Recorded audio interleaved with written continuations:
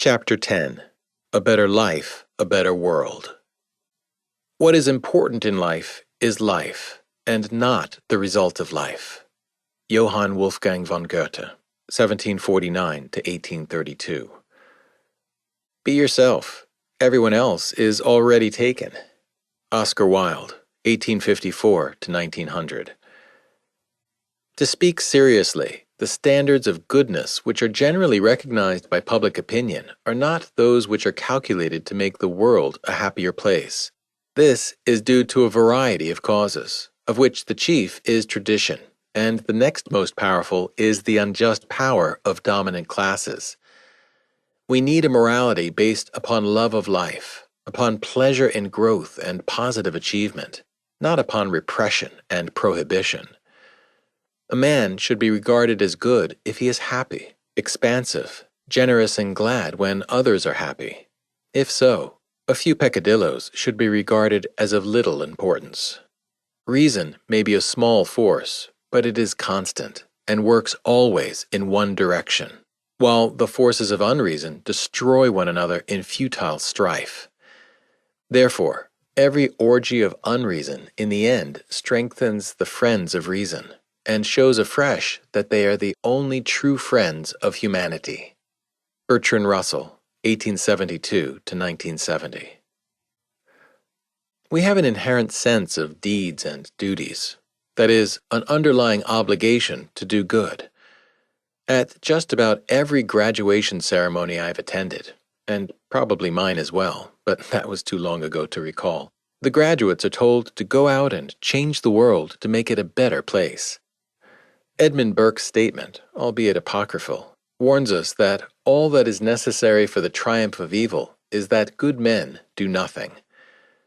Such statements are rallying calls to action, and to snub your nose at such a call is seen by many as antisocial, or worse, an endorsement of evil. So, you leave high school or college and go out into the world, that real world you were told to change, and ask yourself, what do I actually do? If you're going to change the world for the better, you must identify what is bad and make it good, and find what is good and make it better. You look around and conclude that war, poverty, theft, and cheating are bad, and without them, the world would certainly be a better place. Where do you start? And again, what do you actually do? You reason that the first thing you can do about war is not to be in one. You certainly wouldn't consider joining the military. The first thing you can do about poverty is to work, avoid being poor, and possibly start a business to help others avoid being poor. The first thing you can do about theft and cheating is to refrain from stealing, keep your word, and meet your obligations. After you've accomplished all these first things, you are somewhat pleased but not completely satisfied, and so you ask yourself, now what? That was too simple. There must be more I can and should do to make the world a better place. Eventually, you conclude that if everyone simply did the things you did and found to be so straightforward, the world would certainly be a far better place.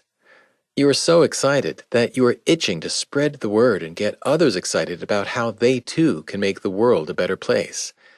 Your recipe is clear and simple. You begin to proselytize. You talk and teach, and you attract a growing number of kindred followers.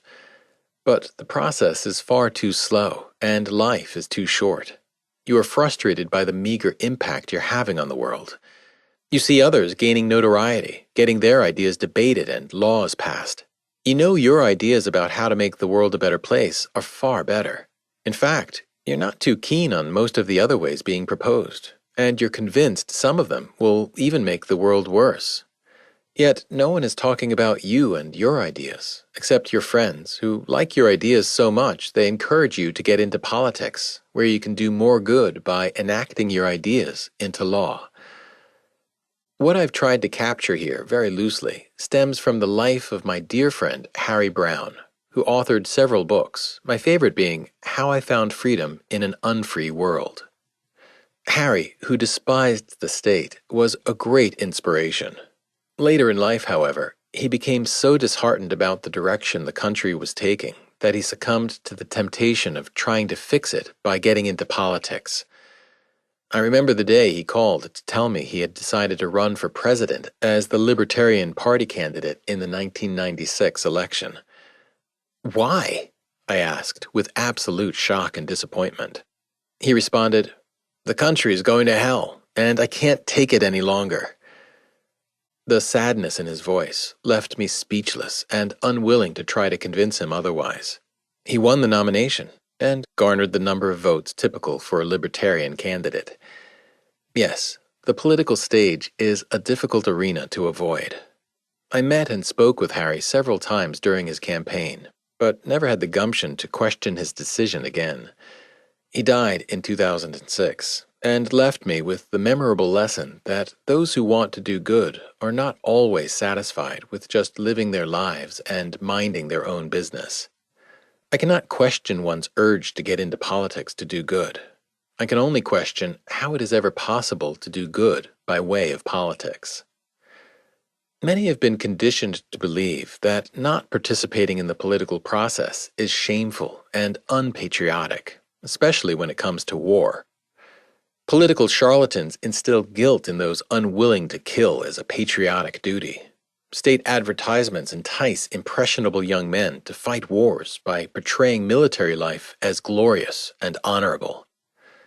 But the state would not dare show the sequel, a scene where you are blowing the head off a young man from a distant land, or worse, getting your own head blown off. How sad to see a mother at a military burial service for her son, receiving a folded flag as a badge of honor. No patriotic pride or honor in a mother's heart will overcome that sorrow. Some may scorn the passive behavior of those who simply mind their own business as cowardly. Such passivity, however, does not mean they are wallflowers, since there's a great difference between pushing people away and pushing them around.